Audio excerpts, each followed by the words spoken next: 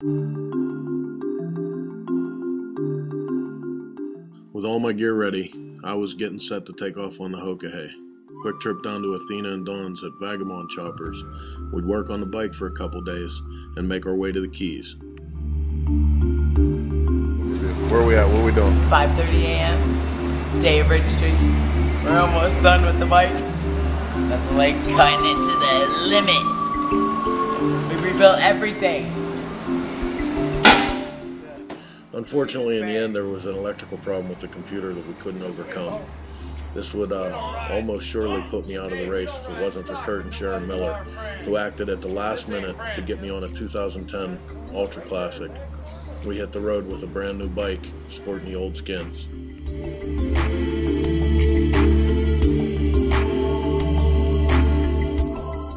Within the first 2 days of the competition, I decided that racing for the money wasn't for me. I dropped out of the money end of the race and started to take my time to look around. With so much of this beautiful country I hadn't seen, and so much of other countries, Canada, all through the Alberta and the Yukon that I'd never seen the Alaskan highway, I'd be damned if I was going to let this whole trip go by without a good look around. Along the way, I'd hook up with riders for half a day, sometimes a day and a half, and I'd get their story. This was an amazing trip, and each one of us it touched individually in completely different ways. I'm not doing it for the money. I'd have done it for a cup of coffee. Yeah. I sure would have. The favorite thing out here right now. Is it? This is where I come to do my vacations. Right on. I have rode many of the roads that I rode today. I have rode before, and last year, as a matter of fact. Challenging myself, I guess. There aren't too many women in this race, so I want to see how many of you guys I could beat. The reason for coming to Hoka Hey was I wanted to be her support truck, and she told me to grow a pair and get on the bike and ride with her. No kidding. Yeah, she made me do it. Hey, you could always peg her if she breaks down. Rain. I pulled into Daytona in position 25, soaking wet. Did not want to stop. Kept on going. You know, riding with wet clothes. I had rashes and bruises all over my body.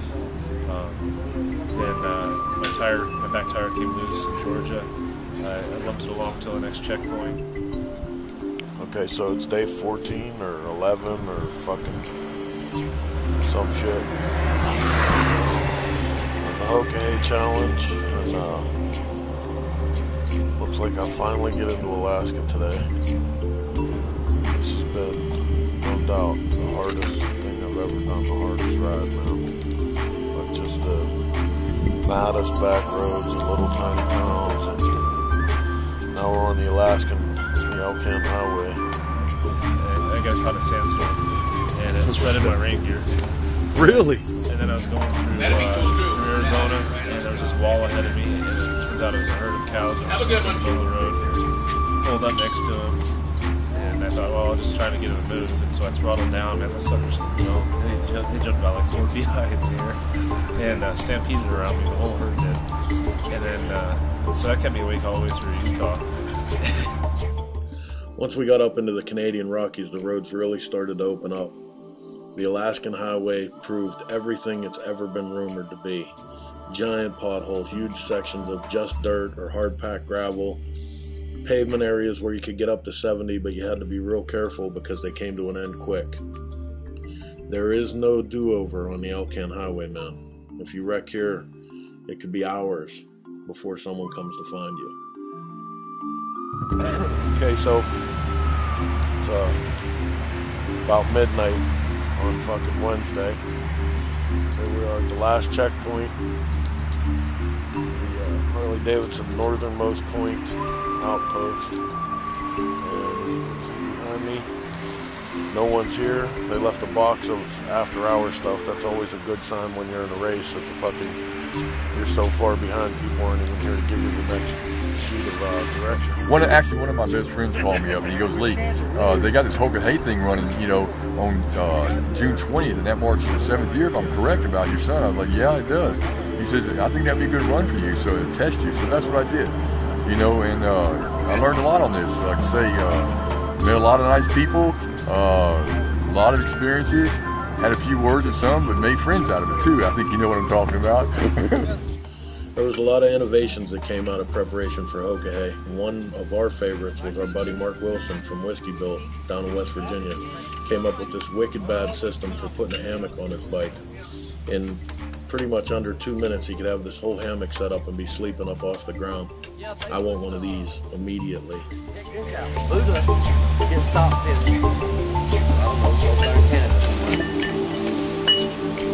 For people.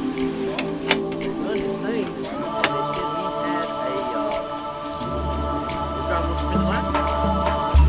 so we brought body bag up here, sir. Hello? Hello? Hey, baby. Baby. You come across Spit Island.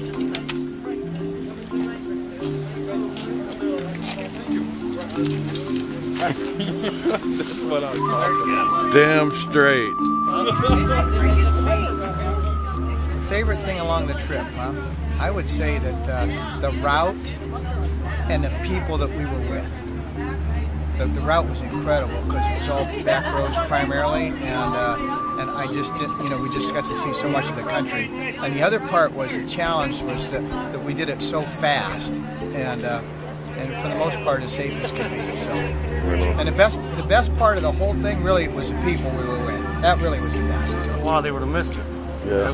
People back home said, "Why would you want to do this?" And I was like, "Why in the hell wouldn't everybody want to do this?" Right. But some people were just Sunday school poker runners, I guess. I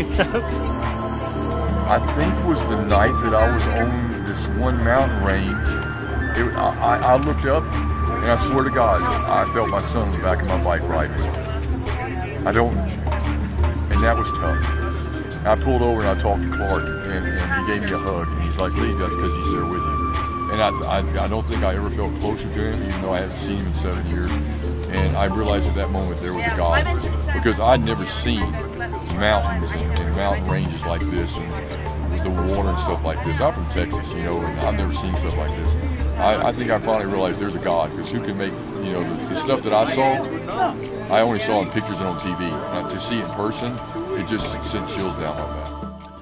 By the end, for myself and for most of the competitors that were still on the trail of the Hoka Hey, it wasn't even about the money anymore.